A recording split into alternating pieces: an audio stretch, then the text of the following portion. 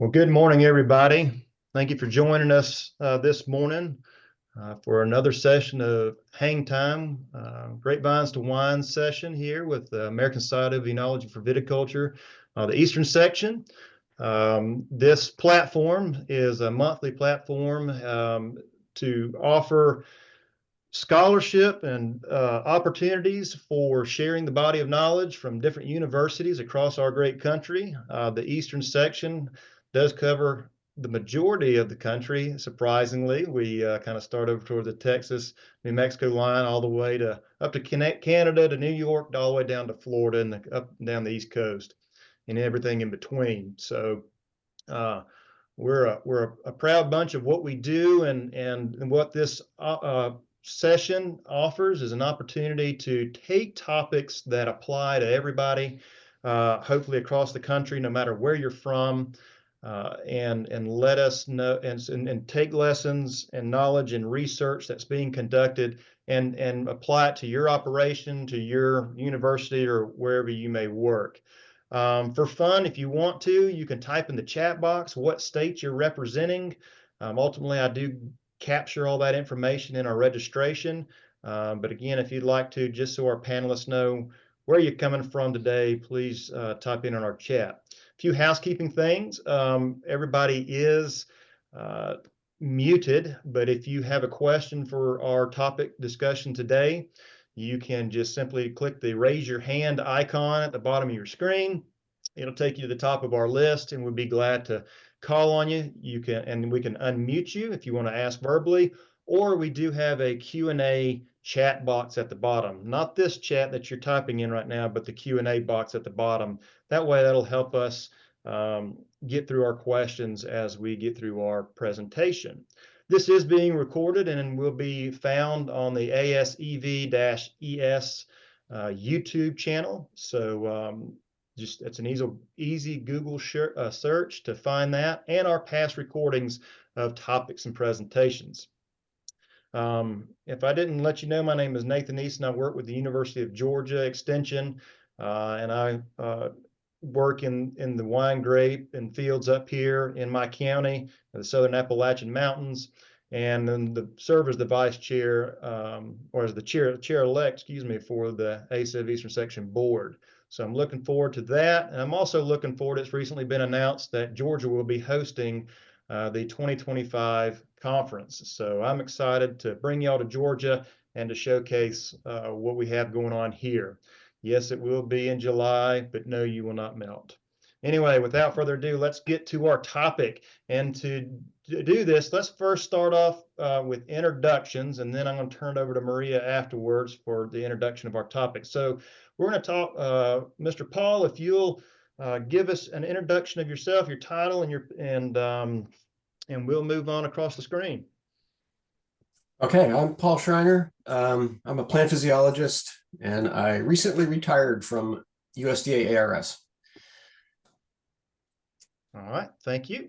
Ms. Patty? Hi, I'm Patty Skinkis. I'm the professor and viticulture extension specialist at Oregon State University. Amanda? Hi, my name's Amanda Stewart. I'm an associate professor at Virginia Tech, and I work primarily with enology and fermentation. And Miss Maria? Hi, I'm Maria Smith. I'm the viticulture specialist with Ohio State University. So as you can see, we have a good representation of folks across the entire country here discussing this topic today. And to transition into our topic, I want to hand it over to Maria, because she's the one who kind of had this great idea and where this stemmed from. So Maria, thank you for being here. Thanks, Nathan. So yeah, I wanted to introduce this topic of YAN, or yeast assimilable nitrogen. It is a topic that spans both grape and wine in terms of, amount in the grape and how it translates into wine fermentation kinetics and issues that can pop up in the winery as a result of that. And the way that this topic came about was I was talking to one of our growers here in Ohio back during harvest time, and I got this great question of, well, my vine nitrogen status was great this year. I had sufficient vine nitrogen, but for whatever reason, my YAN was very low.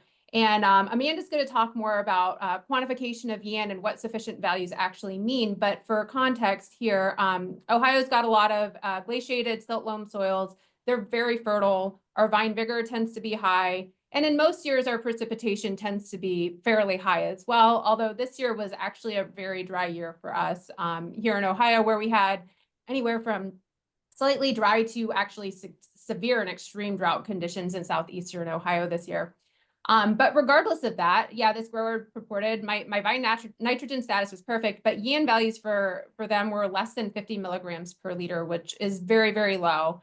And as Amanda can explain, that can cause a lot of issues with fermentation. I also just was recognizing the fact that this topic can often be very overlooked when it comes to performing routine grape and wine analyses, and then can also lead to downstream issues as a result of that. So I asked Nathan to reach out to Paul, Patty, and Amanda for their input, because I believe they've been working on this as a component of the high-res vineyard nutrition project, but also they are default experts in vine nutrition in ways that a lot of us are not. Especially out east, that doesn't tend to be the forte of our expertise. So I would really like to thank them for showing up early West Coast time to help support this webinar for us. And Paul, I had no idea you were retired, so thank you for coming out and joining us today as well. And I will let them take it, but of course, if there are questions relevant to the Eastern United States viticulturally that Nathan and I can help answer, we'd be glad to do so. Absolutely. Well, panelists, thank you again for being here. And again, the format here is just having some good conversation of clarifying this topic and shining some light on it for our viewers here today. So obviously we have to start off with just the definition and what is YAN, where does it come from, how does it exist, how do we measure it, what is it? And audience, I hope you understand that we have to kind of go from, let's start from the beginning. We only have 45, 50 minutes to talk. So we'll try to cover some of the basics so folks who aren't familiar with it understand it. But also as we progress in the conversation, we will get into some of the weeds of managing these levels. So I think we kind of discussed already that Amanda was going to kind of take the lead on this definition and introduce it to you. So Amanda, take it away. Thank you. All right, let's see. To share my screen with you guys. And all right, so I promise not to go on too long about this, but this is a topic I'm very excited about, and I'm happy to give a brief intro to. I've already added 2 or 3 slides since before the call, so I'm sorry, but I'll try to stick to the 5 minutes for this intro.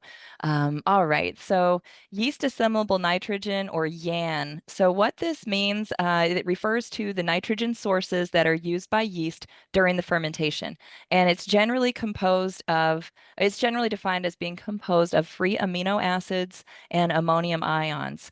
The concentration of YAN affects the fermentation. If you don't have enough YAN, you might have a stuck fermentation, or you might have hydrogen sulfide production. The composition of YAN also affects wine quality, wine flavor, the relative concentrations of the different amino acids there, and ammonium ions might affect the fermentation rate. So, does the ferment take 5 to 7 days or 10 to 14 days or longer? YAN can play a role in that. It can also affect the volatile aromas that are produced by the yeast during the fermentation. And this is just a chart from a paper showing different levels of YAN. Ooh, the labels didn't show up there. I'm sorry about that, guys.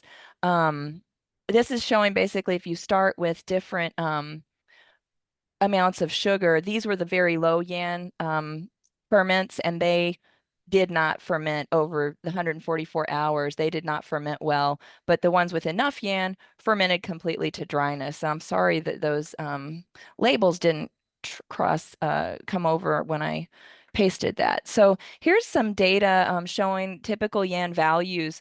This is for grapes, different species of grapes, and then a grouping of hybrids. They're kind of lumped together there. But typical values will range. Oh, sorry about that. I need to pause this. All right. Typical values will range in the 100 to 200 plus kind of range of yan, and that's measured in milligrams nitrogen per liter. We can talk about how to measure it later if that's of interest. But you can just see here, like these are some muscadine grapes, and they had lower yans on average than the hybrids or the vinifera grapes here, the vinifera. And then apples, we've done a lot of work with cider at Virginia Tech, and apples come in even lower on average yan. And these are a survey of about 1,500 data points over the years from our wine and grape analysis lab at Virginia Tech. And this is a survey that shows a bunch of different grape varieties, including native, hybrids, vinifera, and it ranged from, for the variety shown, it ranged from about 100 up to about 450. And these factors, many factors determine what your yan level is going to be. So what was interesting to me here is some of the muscadines came out really low, and some of the cold tolerant hybrids came out really high. So the yan is made up of ammonium ions and free amino nitrogen, but the relative amount of those is not, there's no correlation. So you really need to measure both and then add the nitrogen from both of those components together to get your yan value. So what affects the yan requirements for wine or cider fermentation? How much yan do I need? Now you see that it varies. It might vary quite a bit. How do I know how much I need? It's a complex question and one we can discuss in today's webinar. But some of the factors that affect it are yeast strain, pH, biotin, and other vitamins that we don't typically measure, but the lack of have shown an increase in yan need if you don't have enough of certain vitamins in the juice. Amino acid composition, that might also play a role. If we have certain amino acids, they might be more efficient at promoting fermentation than others. Fungicide residues, that can also impact the ability of yeast to start fermenting and multiply, and maybe having a little more yan could help. Phenolic compounds, that could also affect the amount of yan needed. So it's a complicated question. And then on the other side of things, what factors in the field determine how much yan is going to be in your fruit? The fruit species and cultivar likely play a role. Orchard or vineyard management plays a role. Fertilizer application, irrigation and rainfall, crop load, even pest management might. And then when we get to the post-harvest side of things, juice clarification can affect the yan. That's going to be there. Fining, centrifugation, post-harvest storage for apples has been shown to affect that. And the ones I highlighted in green here are just ones that we've been doing research on over the past 10 or 12 years here at Virginia Tech. And then finally, I'll finish up my intro just to put this in context. Where does nitrogen management stand? I mean, it's important. It can affect the wine quality. It can affect the fermentation. Is it the absolutely most important factor? Probably not. I mean, I love to talk about it. I love to do research on this in its role in the system of wine production. However, I don't want you to run out and change everything because you've learned about yan now. Just I'd like to put it in context. So, we decide we're going to make wine. Then we decide what style of wine we're going to make. What starting material, what grape varieties, what's your processing plan, what's your fermentation strategy, and then with all that in mind, you can devise a nitrogen management plan where you might modify your yan a little bit, either in the winery or way forward looking through field applications and vineyard management of nitrogen. So I'll end my my intro there. Amanda, it's kind of like anything in science, right? Got so many variables in there, and which ones can we control and which ones can we not? Again, our purpose is not to scare anybody in one direction or the other, but just to be aware of it. Kind of like having a tool in a toolbox. Well, to make good quality wine, we know this is a metric that we can measure, but how do we kind of manage that to a certain extent? And of course, everything's in balance, and one decision in the vineyard might change the vigor or the results, so have consequences. So I think maybe to attack this a little more in a proper format, let's start in the vineyard and work our way to the winery. And again, that's where I have Paul and Patty here today to kind of discuss this nutrient uptake components and and soils and things like that. So I'm not sure who wants to take the lead quite right now, Patty or Paul, but we kind of discussed that y'all would take the reins on this one. Yeah, maybe Paul, you want to go first and then I can wrap up because I'm going to hand it over to Paul because he has done the actual fertilizer trials, many of them that were done here in Oregon, and kind of the nutrient budget work. So he's got a lot of that expertise. My expertise is less on nutrient trials specifically, but more broader applications and observations. So I'll have Paul start out. Okay, thank you, Patty. So the big thing, I guess, that may seem obvious to most farmers is that if you have higher nitrogen status vines, generally you're going to have higher YAN, because, of course, nitrogen in the vine is being transported to the berries. And if you have a higher nitrogen status because you have more fertilizer, of course, you typically have more YAN, but it doesn't always play out that way. And like Amanda pointed out, particularly on the East Coast, rainfall is a big driver probably of increasing YAN in the vineyard. And across the many trials that I've done where we've looked at YAN, and I have to point out, I'm not a YAN expert. I'm a physiologist. So I've worked with people at Oregon State, James Osborne, primarily as a winemaker, to look at YAN and look at fermentation. But across the many trials that I've done, there's some cases we see a clear case where YAN is increased because we have more soil moisture or we had more irrigation, but it doesn't always play out that way. And so that's because other factors, of course, affect YAN. And if I could list all those factors, it might take quite a long time. And honestly, we don't always know fully how all of this stuff ends up affecting YAN.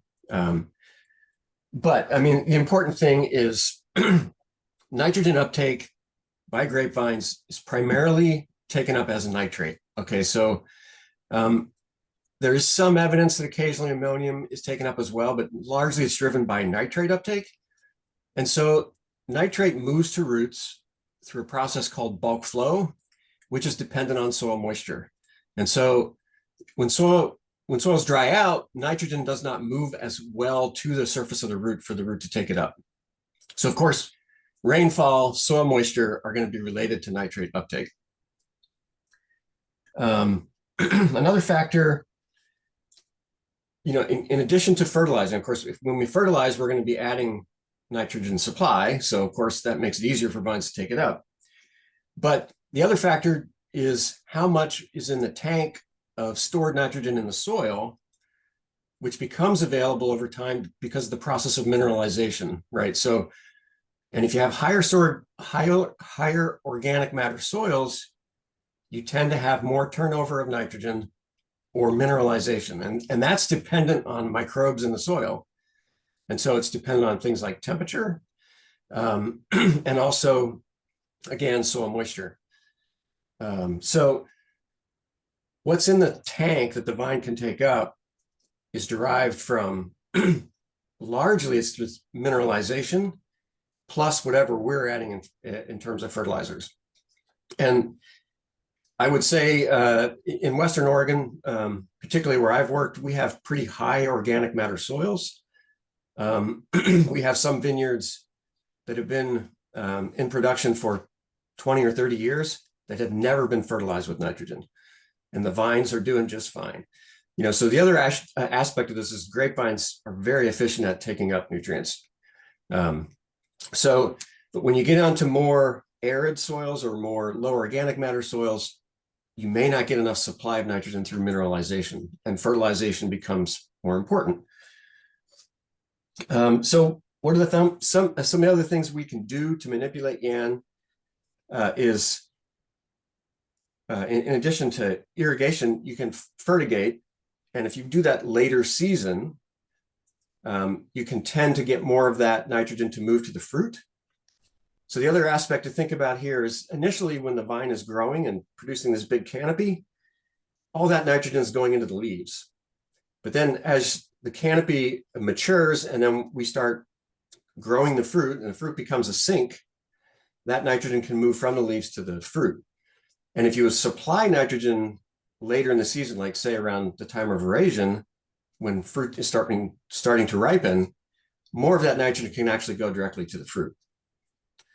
So that's another factor. And then finally, I would just point out, and I think we'll talk about this maybe more at the end, a particularly good tool is to use foliar urea. We've done a number of trials on that, as well as other people. And part of the high-res project that's going on now, Marcus Keller's group at Washington State University has been doing work with urea as part of their trials. I've already done a bunch of those, so I didn't add any more of that in my experiments. And then I think Patty probably can answer the question of how much rainfall might be affecting Yan, because I think in her statewide crop load data set, which is a long-term study, there might be some good indications there. So I'll turn it over to Patty and take it away. But Patty, before you get started, I may want to just throw something out to the audience. For what it's worth, anybody that's on this call that does as a vineyard manager and makes fertilizer applications, pop in the chat, maybe on an annual basis, how many units of nitrogen you might be putting out per acre. And if you want to, you could just throw on there a comment of why. Are you doing that in response to some kind of a soil test? You were told that based on your soil type that you don't have enough nitrogen. Maybe you only did it when you have new vine startup and you're pushing growth in the beginning. So just to have our panelists to be able to scan through that, if you want to, feel free to put in some of that information. All right, Patty. Yeah, so all of the work that I have done with Yan has always been kind of observational with regard to some other factors. So I haven't done nutrient trials or fertilizer trials, but I've done a number of trials with soil. The crop load study that was over the course of 10 years, we looked at vine nutrient status at veraison only, and compared that to Yan. And then so looking at how crop yields or hanging more crop over time, how that can influence nutrition. And then I've also done about 4 years or 5 years now on rootstock impact. So all of those factors could play a role in nitrogen. And so, and I've also done vineyard floor management projects. So adjusting vine vigor by using competitive cover cropping. And in all those situations, what's interesting is that although we would assume that we would see a market decline in our Yan in drier years, and in our case, our dry years are summers that are dry. We usually get between 35 and 42 inches of rain per year in the Willamette Valley, but given certain seasons, we might be down to as little as 28, and usually or less than 20, less than 30, but those are usually years where our summers are drier. And then there's the kind of earlier spring or fall that are drier in general. So we usually have plenty of soil moisture, but there can be situations where our season's just a little drier. And this might be similar to what Maria mentioned in the beginning. And what we see is generally there is a lower total Yan that is taken up that year. And a lot of that you can also find related to the pruning weights of the year. So in a year that's very dry, like I'm thinking our 2021 or 2018, we had our pruning weights were maybe 60% of what we normally would have. And then we did see lower Yan in those years. But one of the challenges we see is that there are some sites that will be very low Yan, regardless of having very big canopies. And so this is something that when we put a plot of our tissue nitrogen to our Yan, there's no relationship at all. And I particularly saw this in a trial where we looked at 3 different soil types that are common to Oregon vineyards. And what we found was that, and we are still trying to explore some of that further, but basically the only thing we could come up with in this situation was that there's just so much use of that nitrogen in the canopy that it didn't necessarily go to the fruit. And it also was in that particular study, we only had one rootstock included. So it also could be a rootstock factor. But it is very clear that the soil type is having an influence beyond just the water availability, and then also just how that canopy is using the nitrogen. And we saw that to be true also, that there was a point where in one of our vineyard floor studies where we saw the similar thing happen, where if we tilled the soil, we obviously had more nitrogen available to the plants. Our tissue nitrogens went up, our YANs went up, but they weren't at a level that was considered, high. And if we used a competitive cover crop, we would see our YANs come down, but we would see the decline in the canopy size as well. So we could see the visual symptoms happening to the plant. We could quantify it in our pruning weights before we could see a shift in YAN. And so usually the YAN kind of moved a bit slower than what we could see integrated into the plant growth. So drier seasons, different rootstocks, how you manage your vineyard floor all can influence nitrogen, and then down the road can introduce, issues with YAN. And regionally across the Willamette Valley, over the last 5 years, we've had a lot of growers switching how they do vineyard floor management. So we can dry farm here. We also have vigorous vines. So people were thinking, okay, we want to be really sustainable. We want to be maybe biodynamic. And even if they were sustainable or biodynamic, they wanted to stop using herbicides. So this adds in another factor into the YAN equation, is now they have either encroaching cover crop in the vine row or under vine, and or they have weeds growing and now competing for the nitrogen in the soil. So the grapevines are showing a response to that, both in their YAN, their yields, and their vine size, but it's taken some time. It's taken about 3 to 5 years, depending on the vineyard site and what kind of soils they have and rootstocks. So a lot of this is something that can change slowly, and maybe people aren't noticing right away based on what they're doing, and it's not a drastic change usually. And it's one of the things, at least here in Oregon, a lot of the fruit samples around harvest will include YAN as a measure because of concern from winemakers, so that they have enough YAN for the fermentation. They don't want to add it in the winery. So that's why it becomes a vineyard problem, whereas it doesn't have to always be a vineyard problem. And I think that's where maybe we can circle back to Paul and Amanda, because I know both of them have done work where, now if you have a problem, can you fix it in the vineyard or should we fix it in the winery, and which one would be better for quality? So I'm going to transition to a question that we have, and hopefully their response will play into this question. Josh asked, since we can't reliably or predictably control YAN from our intervention in the vineyard, why would we try? Why not just add the right amount of YAN to the must after testing the juice? The nitrogen used in the vineyard should be only used for vine health and not based on what happens in the winery, correct? That's a great question. I think that's the way most of the vineyard managers view it, the world, because it is so difficult to make everything just perfect for the winery. And so a lot of times that's what people here are looking at. They will only adjust nitrogen or their vineyard practices based on what they're seeing for vine health. So from a vineyard management perspective, certainly a lot of the things that coincide with low YAN also coincide with some plant health related issues. But if you don't see any plant health related issues and you still have low YAN, that's where I think for me as a viticulturist, I say that's when it becomes an issue for the winery, unless it is I would suggest people to try the foliar nitrogen additions, which Paul's group and Marcus Keller's group has done trials on, and even Tony Wolf's group did work on this as well. That foliar nitrogen works really well to increase YAN without having the consequence of overly vigorous vines.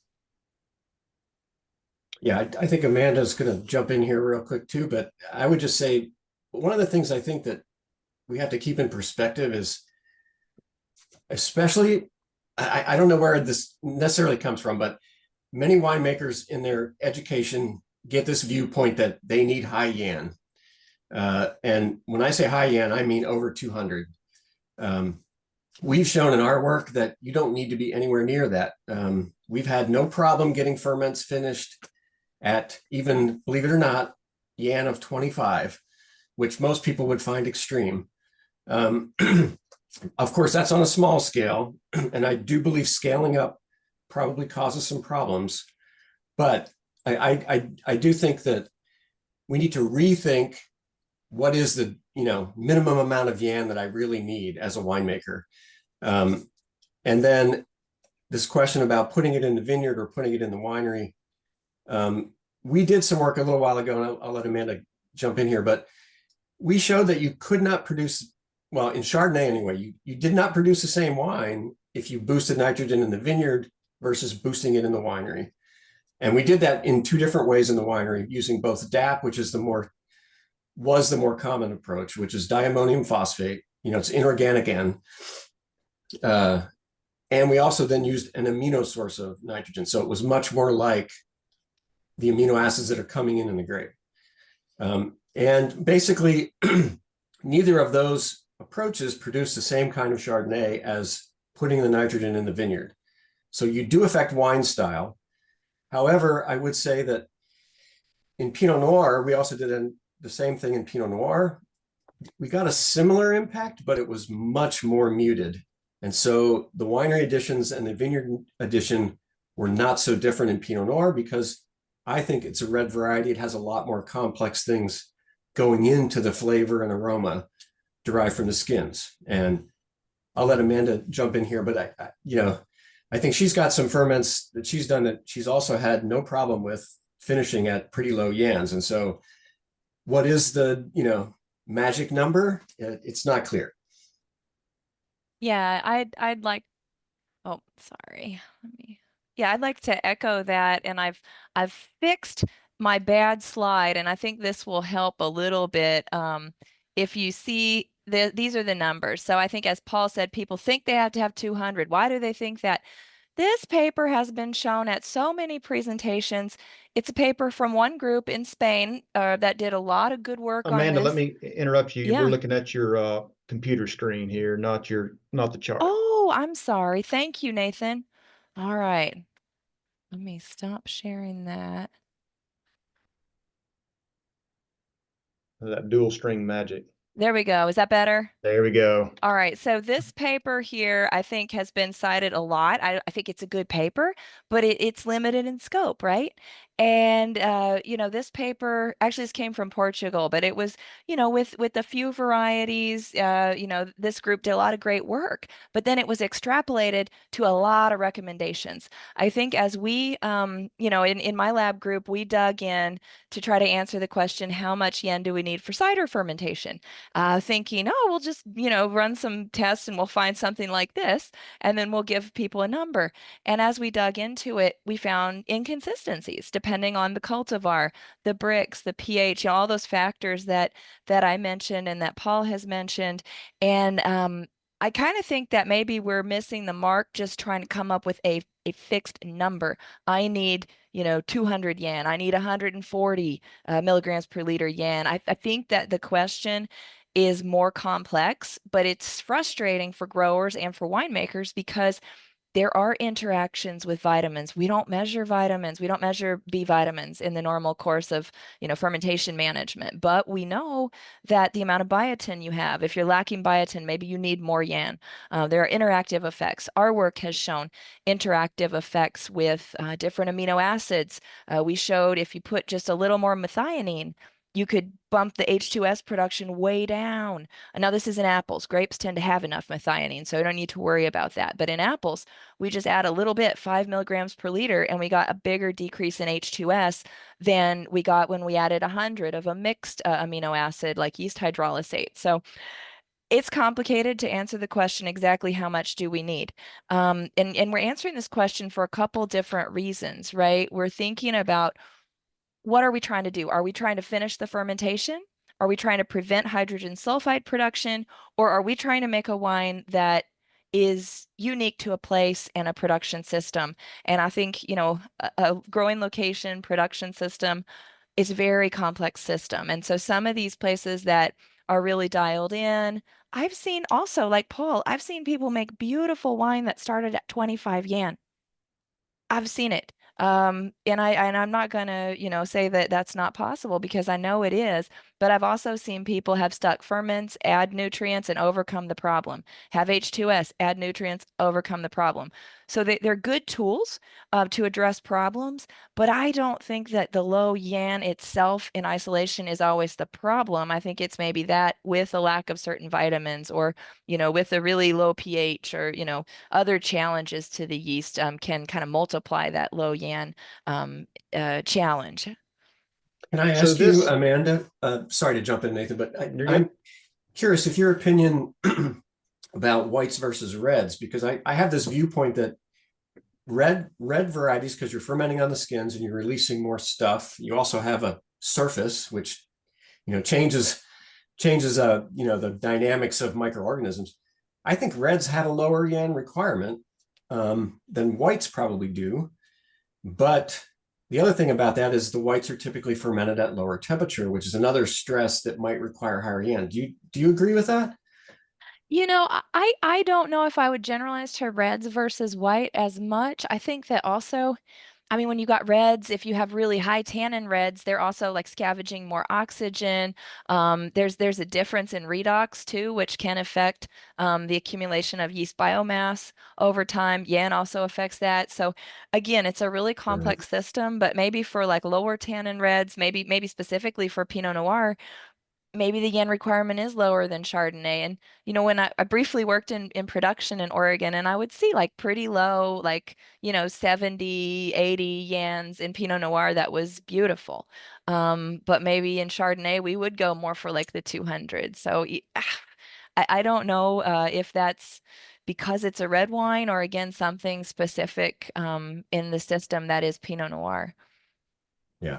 I have Renee- heard just anecdotally through winemakers, winemakers in California, they always have their Pinot Noirs just take off and go really fast.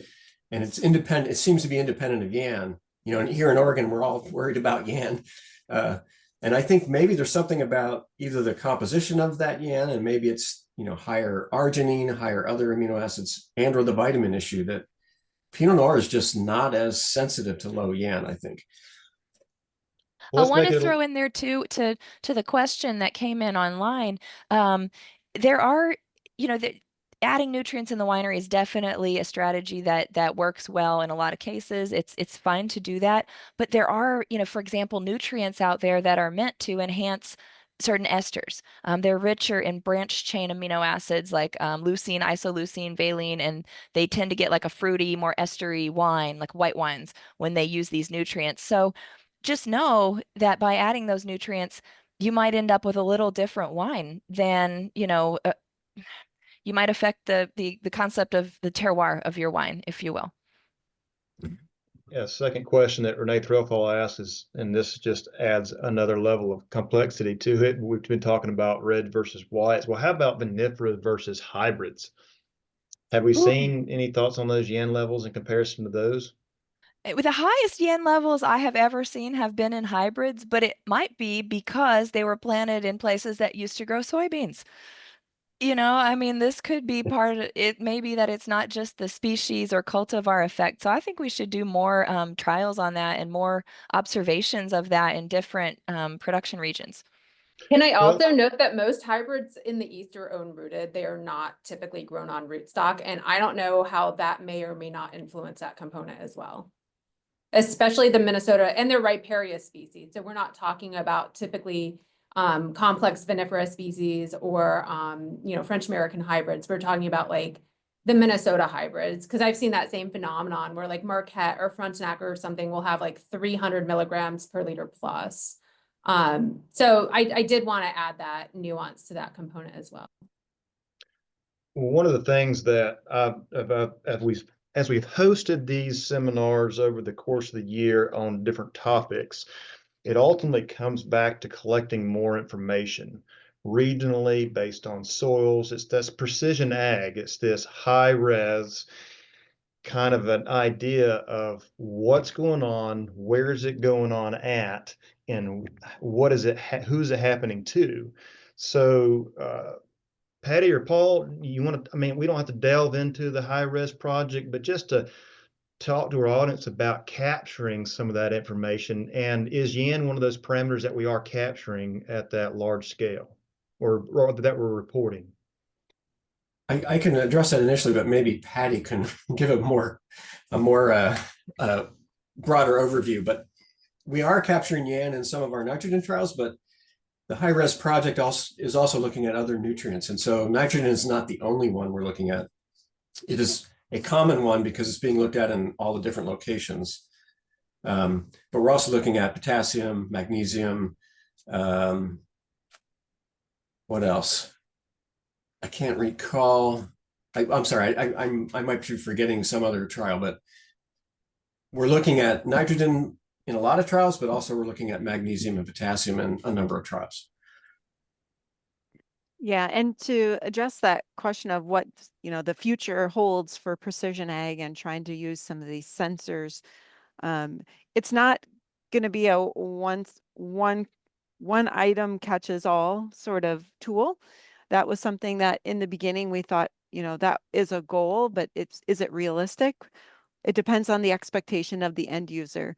But the sensors that are being developed are mostly being used based on what we're measuring for nitrogen and potassium. Those are the two primary nutrients that are being measured by the different teams involved in the studies. Although when they go and use the sensors, which are hyperspectral cameras, they're correlating those scans of vineyards to ground truth sampling. And so in the ground truth sampling, you get the traditional macro and micronutrients that you would get with any typical leaf sampling. So they're looking at leaf blades and petioles. Some groups were looking at early season shoots like Marcus Keller's lab, and then dormant cane tissues like Paul was doing in his lab.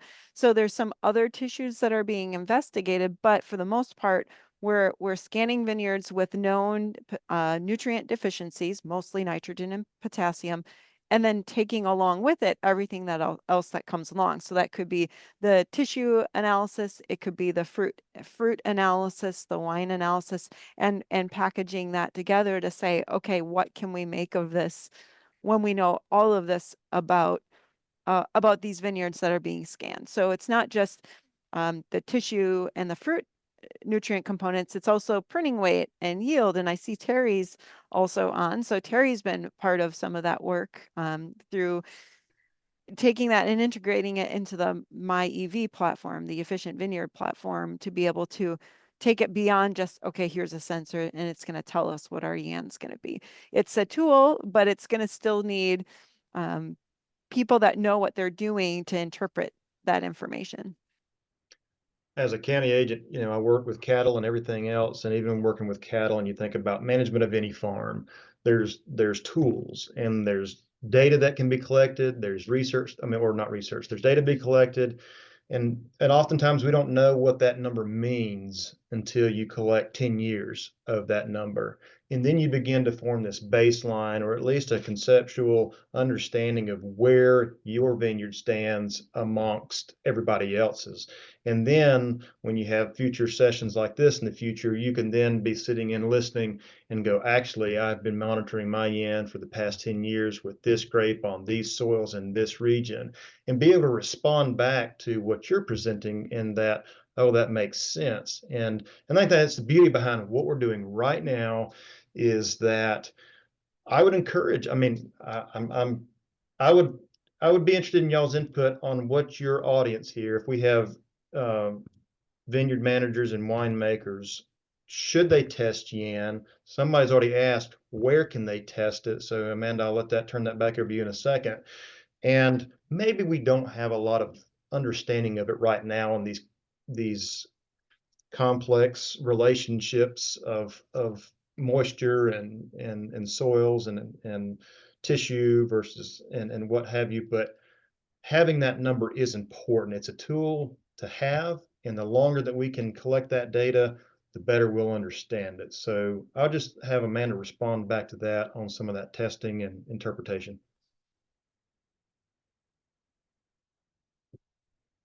We still got you muted. I'm sorry, guys. I'm having a little bit of a slow day. All right, IT wise, but can you see my screen now? We can't. Thank you. So how can I measure YAN? The most typical way is using a spectrophotometer. You can take two measurements because the two components, the primary amino nitrogen made up of amino acids, and then the ammonium ion portion are not related. So you can't predict one by measuring the other one in grapes. So you need to measure both of those. A spectrophotometer is useful to measure these.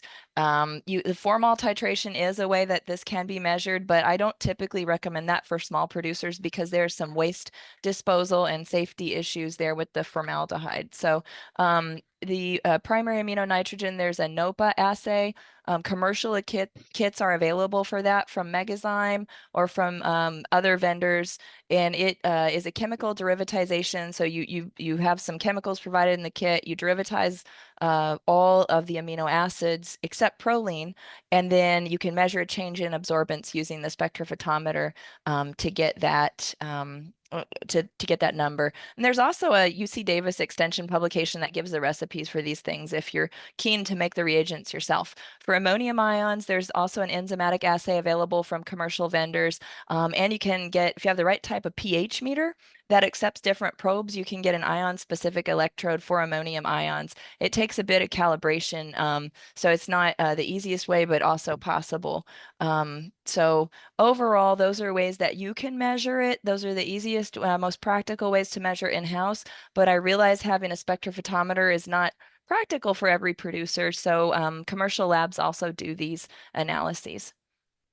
Was that something that we just need to reach out to their state extension to find out?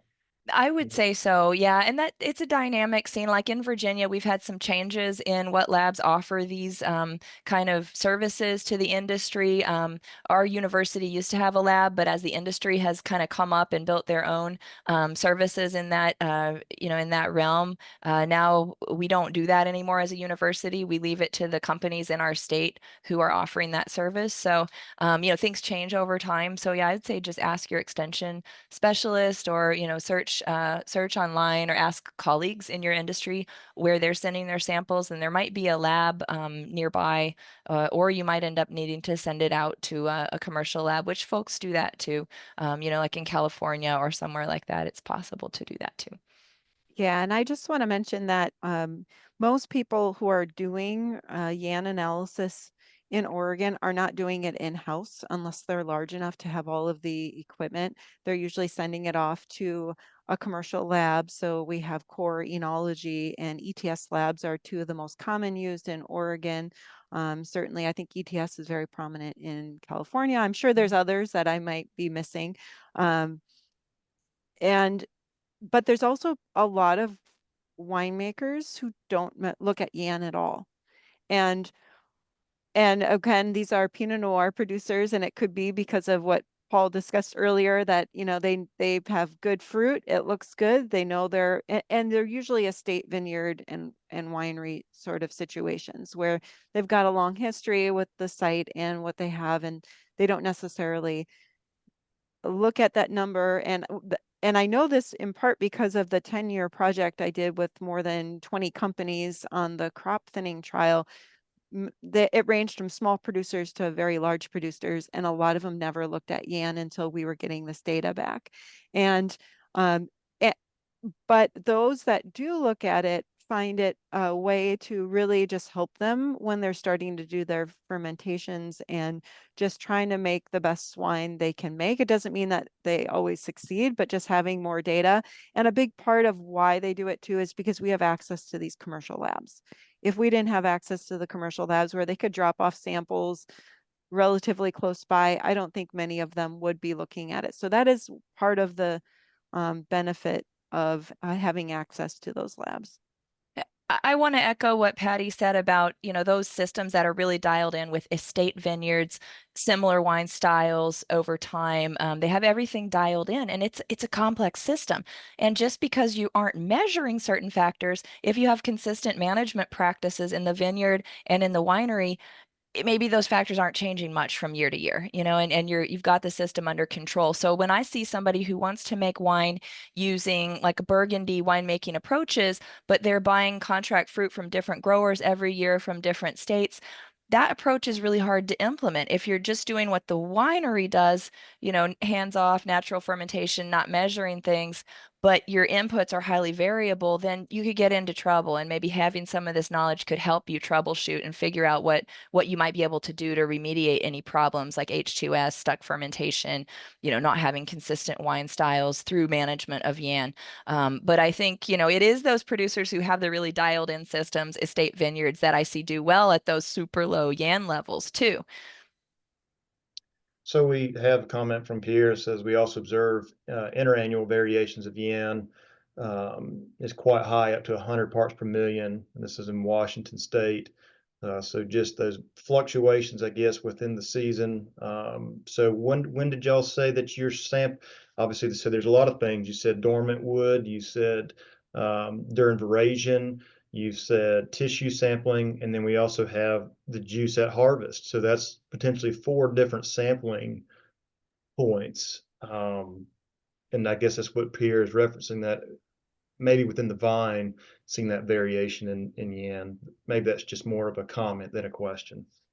Yeah, I think what Pierre was trying to say was that they see variation in their numbers year to year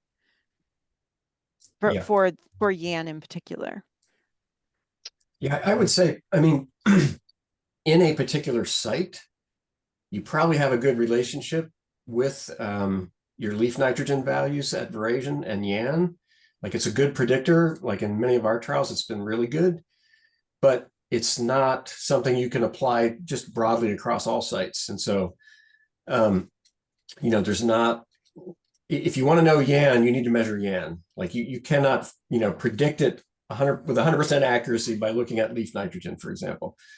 And we did talk earlier about, and Maria brought this up, about, some vineyards have high nitrogen status in the leaves or petioles, but yet are coming in with low Yan. And so why that disconnect happens is not clear to me, except it can be influenced by many things, right? And based on, what Maria said at the beginning, being a very dry year last year in Ohio, that probably explains why the Yans were so low.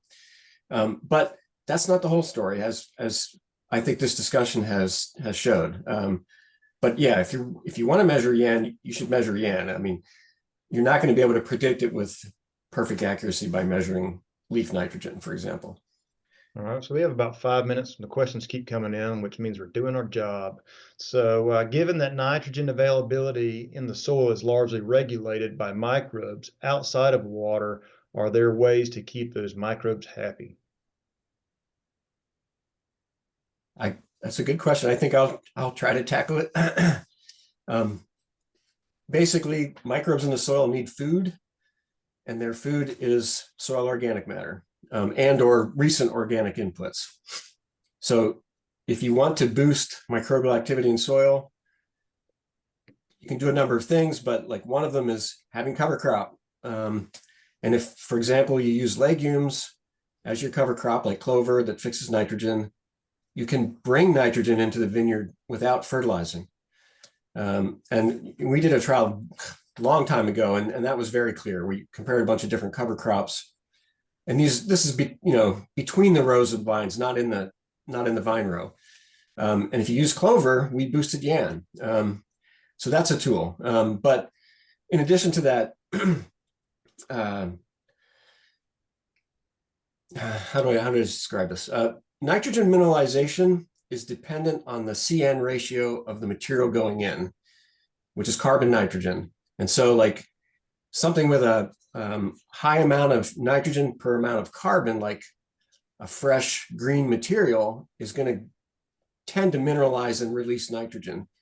However, if you would say put straw in there, which is completely devoid of almost all the nitrogen, it can actually suck nitrogen out of the soil, or it doesn't release nitrogen because it's a nitrogen limited substrate. And so the CN ratio of the material going in is a big factor on whether that material is going to be mineralized and release nitrogen. I should also just point out, because I used to study this stuff, almost all the soils in the United States easily turn over about 100 pounds of nitrogen per acre per year, just through natural nutrient cycling. And so what's the grapevine requirement for nitrogen? It's usually way lower than that. So most soils can actually naturally provide enough nitrogen. Now, I'm not saying don't fertilize ever. You need to think about these things, but we do have a plant, grapevine, which is very efficient at getting nutrients. It also stores nitrogen and saves it from one year to the next. So it's not the kind of crop that needs a heavy nitrogen input. All right. Pierre asks again, why is Yan in muscadines? Why would it be so low in muscadines? Amanda, do you have a response to that? My best guess, I don't know exactly, but my best guess is that most of the muscadines I was able to sample came from Florida, where there would be just very sandy soils. And, back to what Paul's talking about, I think just very little nitrogen in the soil, or capacity to like hold nitrogen, and lots of rainfall through the year. I think that it probably had to do with that, like where they were planted. But I don't know, maybe there's something specific to the variety. Also, I see another question about Aromella being super low in Yan. So, another cultivar we just don't have a lot of data on. And I'd love to build out that data set about some of these cultivars that do better in the eastern section. So let's just pause there for half a second. So if we wanted to get more data, if somebody says, hey, I'll volunteer, I'll start paying the lab fees and getting it done. Again, they're going to take this sample at harvest of that grape. And I guess I'm trying to get to a takeaway because we're almost out of time. So if somebody wants to begin in looking at this, even if they kind of shrug their shoulders and go, well, now I'm really confused after an hour. But I can see the point that for the purposes of research in the future of, improving our wine making capabilities in this country, we've got to start collecting data. So I guess what is the panel's final comments on how one would do this? We talked about taking it to a lab, but are we talking about taking that at harvest grape juice? Yeah. And I think, there's some debate, if it's a red, should you crush it and then take it like from the liquid part of the must? I think, if you're looking at it in the context of fermentation, take the sample before it starts to ferment, right? Because the microbial communities, whether that's yeast or bacteria, are going to start metabolizing nitrogen, and your Yan's going to drop significantly. So, cold soak might be fine, but don't let it, sit there at room temperature and start fermenting and then take the sample. I'd take it early. For research purpose, I would take it from the berries, just, squeeze them in a bag and take some juice out of there, just being consistent and being able to report the sample prep method would be helpful. Would you just encourage them to reach out to their extension folks with the university in their state and again, their state might say, well, we're not doing anything in that right now. But still report it in a sense of, hey, we're going to start recording this and looking at it, whether somebody's using it yet or not, we'll at least have the data. Or is there is anybody collecting that information? Yeah. I think Patty has collected some information on nitrogen management practices in viticulture, and maybe got a little into the winery practices, but I'm not sure if we have started collecting that in a broad, like, national survey sense. No, not on a national survey sense. And I see Maria typed in citizen science. Now, I can say, at least from my experience working with the statewide crop load project that I did here in Oregon, that was over 10 years, and it was all about consistency and training. And growers did the work, winemakers did the work, and they can do it. So I know people can do it. And when the project wrapped up, everybody was sad. They're like, and I thought they would all be rejoicing because then they didn't have this extra work to do and they were all sad. They're waiting for me to come up with the next one. But, you know, I have some great recommendations if somebody does want to start doing something like this. And it's, you hit the nail on the head, Amanda. It's coming up with a protocol that whoever wants to do it, we just communicate that protocol to everybody and say, okay, if you're going to do this, this is how we're going to do it. And, you know, whether that question is getting just a baseline for Yan. You know, we started doing this as part of the high res vineyard nutrition project, wasn't for Yan, but it more so was for tissue nutrients. We all recognized everybody takes the tissue samples. And we thought, well, could we use the data sets to generate some information? And maybe this is what you were getting at, Amanda, is that we did a meta-analysis to say, okay, we'll take any data sets people have and try to analyze that and to see specifically for an economic standpoint. We're saying, what is the economic threshold for nitrogen, potassium, phosphorus, etc. And the one thing we found was that the researchers had the good data sets. And what we needed with the tissue samples was some measure of vine response, whether it was pruning weight, yield, those were the bare minimums. And if they had fruit chemistry, fantastic, but not everybody had that. They had tissue samples, but they didn't have the paired. So that was where that fell short. But we still have it from our research team. But that, long story short, is it's possible to do citizen science. We just have to be able to more so look at generating those data sets, not necessarily looking for those that exist already, because I think it's not paired up and done in a consistent way. So, but I think this is a great start of a conversation for the future. And this is also, thank you, Nathan, for this, because part of the high res project is that we want to generate resources that can be used by others who are doing outreach in their region, like yourself and others on this meeting today. And this has really been helpful for me to think about what we can generate too from the high res project as we wrap up this final year or into the future beyond that. Yeah, I know we're out of time. Ariel, as a producer or as a consultant in my state, will this be the last question, and again we're going to wrap it up. Some people they don't choose to measure Yan, but instead add extra fermade. I guess in the winery, is there any comments on overdoing nitrogen additions, and is there a downside approach to that? I would say it's debatable, but I think if you add a lot of nitrogen in the winery, you're going to generally see a faster fermentation rate, maybe, you know, more cooling input to keep the tank at the temperature you want. Or if you don't have temperature control, you might get the fermentation temperature might get a little higher because of that faster fermentation rate.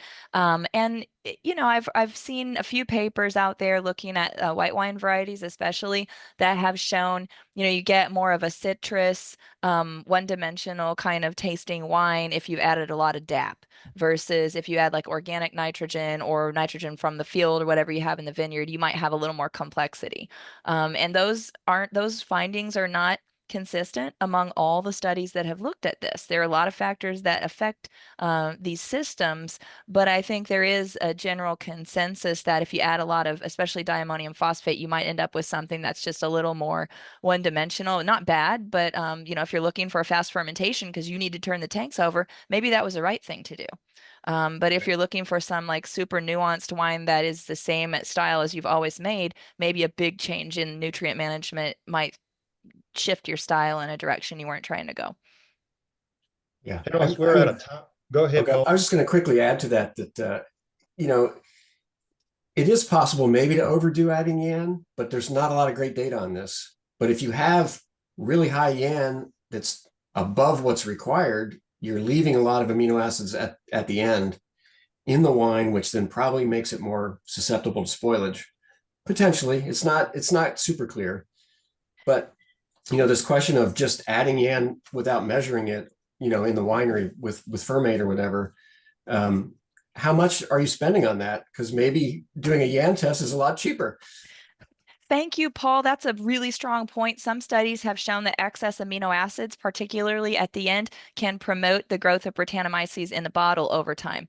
So that, you know, you kind of want a nutrient desert, like not much yen left to help with microbial stability. There are also legal limits. The TTB limits the amount of DAP and yeast hydrolysate that can be added, or DAP at least, but the limit in the US is much higher than in Europe. So you can really add a lot in the US before you get close to those legal limits. The yeast hydrolysate, if you add way too much of that, you're going to get sensory impacts of like a savory yeast kind of flavor. So, you really don't want to go into that realm of additions. This has been great, y'all. Thank you so much, panelists. Maria, thank you for bringing, we had a different topic of discussion originally planned for today, and you have saved the day because I think this has been on target. I think we're going to get a lot of reviews onto this recording. Please share it amongst your states. Audience, thank you so much. Reach out to some of these individuals if you have further questions. They are the specialists in this area. And encourage you to stay connected with your local extension in the field of enology and viticulture, and challenge them to consider some of these things, as all of our industries are relatively new compared to Europe and other locations. But Paul, Patty, Maria, Amanda, thank you so much for joining us. We're going to get back to our day here, and y'all can go have your coffee this morning on the West Coast. But thank you, everybody. And I think we are going to have a December 12th, and will be our last ASEV hang time of the year. And so we'll look for an announcement for that. So thank y'all so much, and y'all have a great day. Thank you.